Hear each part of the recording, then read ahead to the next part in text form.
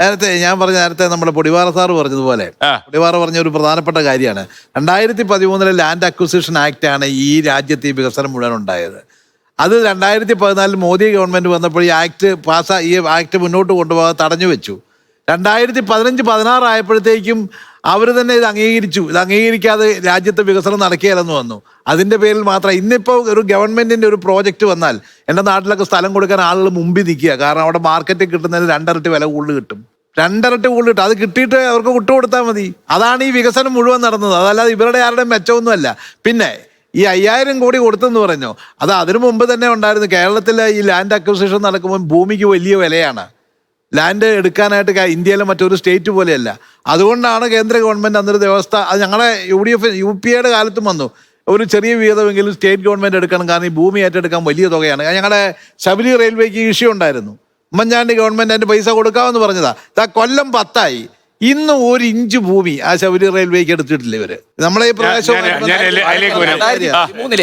ഈ നിയമം വരുമ്പോൾ കേരളം ഭരിച്ചിരുന്ന ഉമ്മൻചാണ്ടിയാ. 2 വർഷം പിന്നെയും ഭരിച്ചു. എന്തുകൊണ്ടാണ് ഭൂമി ഏറ്റെടുക്കാൻ തയ്യാറാകാതിരുന്നത്? എന്തുകൊണ്ടാണ് നടപടി സ്വീകരിക്കുന്നത്? അപ്പൊ പിണറായി സർക്കാരിന്റെ ആ ഇച്ഛാശക്തി, ആസൂത്രണ അങ്ങനെ അങ്ങ് ഒഴിവാക്കളയാന്ന് ചിന്തിക്കരുത്.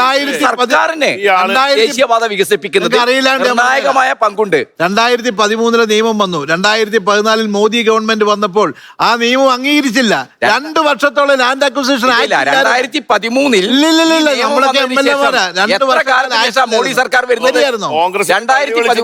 കോൺഗ്രസിന്റെ കള്ളി വിളിച്ചതായി. 2013 തന്നെ നിയമം ഉണ്ടായിട്ടും 3 കൊല്ലം വെറുതെ ഇരുന്നു എന്ന വസ്തുത വെളിപ്പെട്ടു. 2014 നിങ്ങൾ കേരളം അവര് ഭരിച്ചുകൊണ്ടിരിക്കുന്നത് മൻമോഹൻ സിംഗിന്റെ കാലത്ത് ഈ വാഴക്കൻ പറഞ്ഞ ഒരു കാര്യത്തിൽ തിരുത്തുണ്ട്. അതായത് 5000 കോടി അല്ല വസ്തു കൊടുത്തിട്ടുള്ളത്. 5000 ഇതിന് ഉമ്മൻചാണ്ടി സാറിന്റെ കാലത്ത് എടുത്തിരുന്നുവെങ്കിൽ 1 രൂപ പോലും വസ്തു എടുക്കാൻ നമ്മുടെ സംസ്ഥാന ഗവൺമെന്റ് കൊടുക്കണ്ടായിരുന്നു. ആ ഭൂമി ആ ഓഫീസ് അടച്ചുപൂട്ടി പോയതുകൊണ്ട് പിണറായി വിജയൻ മുഖ്യമന്ത്രിയെ അദ്ദേഹം പോയി ഗതാഗത മന്ത്രിയുമായി സംസാരിച്ചപ്പോൾ ഇനി ഞാൻ തുറക്കണമെങ്കിൽ നിർത്തിപ്പോയതാണ്. ഈ തുറക്കണമെങ്കിൽ 4 തുക നിങ്ങൾ കൊടുക്കണമെന്ന് പറഞ്ഞു. അങ്ങനെ 5000 കോടി. യഥാർത്ഥത്തിൽ കാര്യങ്ങൾ നടന്നത് ഇവിടെ പൊടിവാർ ചൂണ്ടിക്കാണിച്ചത് വളരെ ശരിയാണ്. കേന്ദ്ര ഗവൺമെന്റ് നഷ്ടപരിഹാര തുക ഉയർത്തി. ഇവിടെ 10 ലക്ഷം 15 ലക്ഷത്തിന് ഉണ്ടായിരുന്ന ഭൂമിക്ക് 29 ലക്ഷം വെച്ച് കൊടുക്കാൻ തുടങ്ങിയപ്പം ഞങ്ങളുടെ വീടെടുത്തോളൂ, ഞങ്ങളുടെ കടയെടുത്തോളൂ, പൊളിച്ചോളൂ എന്നും പറഞ്ഞ ആൾക്കാർ വന്നു. അതാണ് കാര്യം. അത് കേന്ദ്ര ഗവൺമെന്റ് അതിനുള്ള തുക ഉയർത്തി കൊടുത്തത് കൊണ്ടാണ് ഈ 6 അത് ഇന്ത്യയിലെ ഏക സംസ്ഥാനം. ഇന്ത്യയിൽ മറ്റൊരു സംസ്ഥാനത്തിന് ഈ ദുർവിധി ഉണ്ടായിട്ടില്ല. കേരളം വികസിക്കണം എന്നുള്ളത് കൊണ്ട് ആ റിസ്ക് ഏറ്റെടുത്തു. 5000 പരം കോടി കേന്ദ്രം പണം തന്നില്ല. നമ്മൾ കൊടുത്തത് 29 ലക്ഷം രൂപ കൊടുത്തത് കേന്ദ്ര ഗവൺമെന്റാണ്. കിഫ്ബിയിൽ കേരളം കൊടുത്തത്.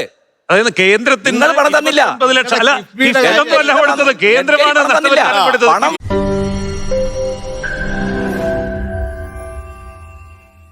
ലോകത്തെവിടെയായാലും ഏത് സമയത്തും 24 വാർത്തകളും ഓഗ്മെന്റഡ് റിയാലിറ്റി പാക്കേജുകളും എക്സ്പ്ലെയിനറുകളും വിശദമായി കാണാൻ ഞങ്ങളുടെ YouTube ചാനൽ നിങ്ങൾക്ക് സബ്സ്ക്രൈബ് ചെയ്യാം.